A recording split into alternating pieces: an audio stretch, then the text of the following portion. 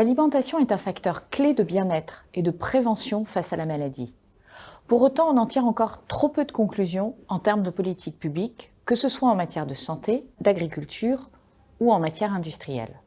Or, ce sujet peut apporter un bénéfice majeur à nos concitoyens et constitue un enjeu non négligeable sur le plan économique.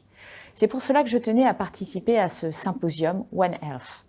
La nutrition préventive peut en effet se placer au cœur de la santé publique et être le moteur d'une économie vertueuse. Ça fait une vingtaine d'années, maintenant 20 ans, qu'on se donne rendez-vous tous les ans pour présenter les résultats de la recherche Bleu Blanc Cœur avec nos partenaires des instituts de recherche académiques, pour montrer qu'une chaîne alimentaire dédiée à la santé et à cette santé unique du sol, des animaux, des hommes, ça doit avoir des bases scientifiques très solides. Alors cette phrase, le microbe n'est rien, c'est le terrain qui est tout, on peut l'attribuer aux 3 personnes qui sont sur la diapo. Louis Pasteur, bien sûr, mais aussi son contemporain et adversaire scientifique qui s'appelle Antoine Béchamp, celui qui a la barbe et les lunettes, et Claude Bernard, en haut sur la diapo, qui est le père de la médecine expérimentale, ou de la médecine moderne, au moins en France, aurait dit « Béchamp a raison, le microbe n'est rien, c'est le terrain qui est tout ». La nutrition est extrêmement importante pour venir soutenir l'immunité et le microbiote notamment. Alors, ce qu'on voit sur le bleu, ce sont les patients qui ont survécu avec le temps. Et les patients qu'on voit en rouge sont ceux qui, malheureusement, sont décédés. Et donc, on voit tout de suite que le bleu et le rouge ont des progressions différentes. Les patients qui ont survécu ont des inflammations moins fortes et une immunité meilleure. Et nous savons que les oméga 3, les 5 oméga 3, ont beaucoup de valeurs ou d'actions anti-inflammatoires. Et ça, c'est quelque chose qui a fait l'objet de recherches depuis des décennies maintenant. Et nous-mêmes, nous y sommes intéressés. Les oméga 6 et les oméga 3, c'est un peu comme le frein et l'accélérateur. Les oméga 6 vont gérer l'inflammation, le démarrage, la phase de promotion, comme vous l'avez dit, pour lutter contre l'infection, le virus. Et les oméga 3 arrivent après comme un statut anti-inflammatoire, comme le frein, pour justement faire en sorte que cette inflammation qui peut devenir excessive ne nous nuise pas, en tout cas à notre santé. Il se trouve que nous avons ici même avec nous le professeur William Harris qui nous a rejoint. Vous avez mené des études très intéressantes et vous allez pouvoir nous orienter à ce niveau. Et ici, vous voyez que le risque de mortalité est diminué dans le groupe qui a reçu des oméga 3. Donc, ça limite ce que nous appelons la tempête inflammatoire. Donc, on voit ici les suppléments qui ont une influence sur la diminution du risque d'inflammation par la Covid. Ici, les oméga 3, les probiotiques arrivent en tête, suivis des multivitamines et de la vitamine D.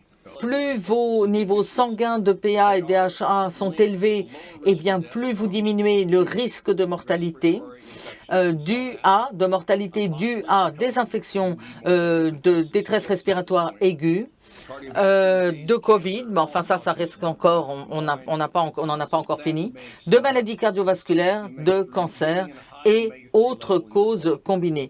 Donc, s'il vous plaît, faites en sorte d'avoir un taux d'oméga 3 élevé dans votre sang. C'est la stratégie pour pouvoir avoir une longue vie. Merci beaucoup pour votre attention. Jean-Michel Le Serre, vous êtes avec nous et vous êtes chef du service de nutrition de l'Institut Pasteur de Lille. Vous allez nous expliquer le principe de ce que nous aimons appeler l'alimentation barrière. Il s'agit de comprendre comment, quels nutriments et à quelle dose notre alimentation agit sur notre immunité et notre santé. Les sujets qui sont Covid+, ont plus souvent une vitamine D qui est basse. Les sujets qui ont des taux plasmatiques de vitamine D plus bas font une Covid plus grave. Le microbiote, alors c'est pas parce qu'il est à la mode qu'il faut en parler, c'est parce que c'est une réalité qui a fait l'objet d'études que je ne vais pas pouvoir détailler, mais qui suggère assez fort que quand le microbiote est déséquilibré, la dysbiose, eh bien c'est une porte d'entrée pour des infections bactériennes, et donc pour les complications de la Covid-19, mais peut-être aussi pour les infections virales, et donc la Covid-19.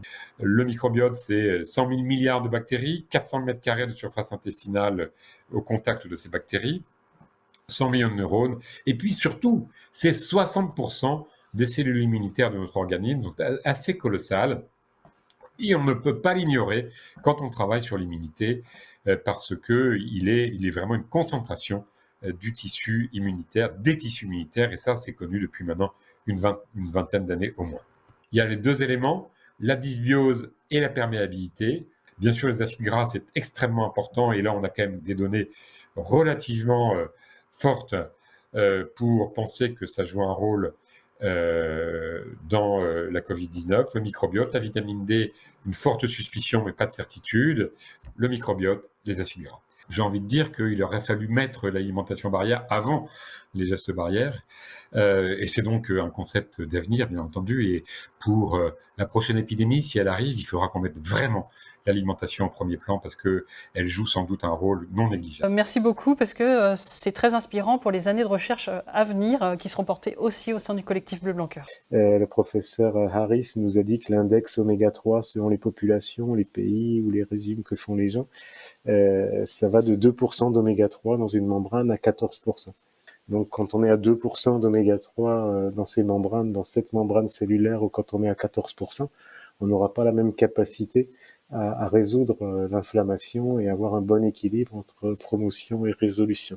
On va dire, la trousse à outils de l'amélioration nutritionnelle, Bleu Blanc Cœur a tout à fait sa place, mais il peut pas avoir sa place tout seul.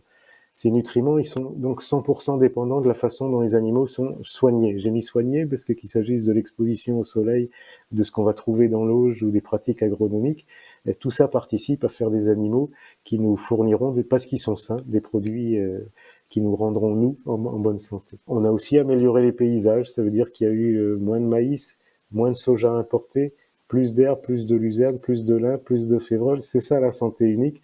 Et pour finir, ben ça concourt à dégager moins de CO2, à utiliser moins de produits phytosanitaires, à avoir un impact pas seulement sur la santé, mais aussi sur le climat, de façon mesurée et rationnelle.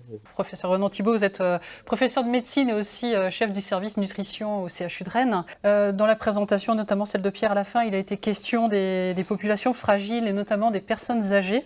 Est-ce que vous pensez que la nutrition est suffisamment prise en compte pour ces populations âgées qui ont été durement touchées pendant le Covid? Merci à tous pour l'excellent symposium. À Rennes, actuellement, là, nous avons un projet de mener une étude justement pour voir si une alimentation qui contient des oméga 3 permettrait d'améliorer, de ralentir en tout cas la perte de dépendance des personnes âgées qui vivent en maison d'hébergement pour personnes âgées dépendantes.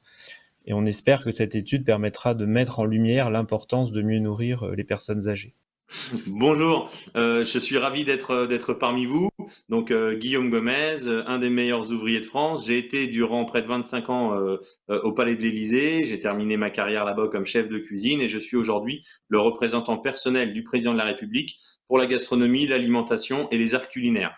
Alors on veut d'une alimentation qui soit plus saine, meilleure pour notre santé, meilleur pour la santé des autres et pour faire société, et surtout meilleur pour la planète. Donc merci à vous de cette journée, merci à vous du travail fait, merci à vous que l'on va pouvoir faire ensemble et j'espère pouvoir vous rencontrer rapidement et qu'on puisse ensemble contribuer au rayonnement de cette gastronomie française et par la gastronomie française, j'entends bien sûr le rayonnement de toutes celles et ceux qui la font et vous en faites partie et cela part d'abord avant tout de nos producteurs. Donc merci pour le travail que vous effectuez au quotidien pour nous nourrir.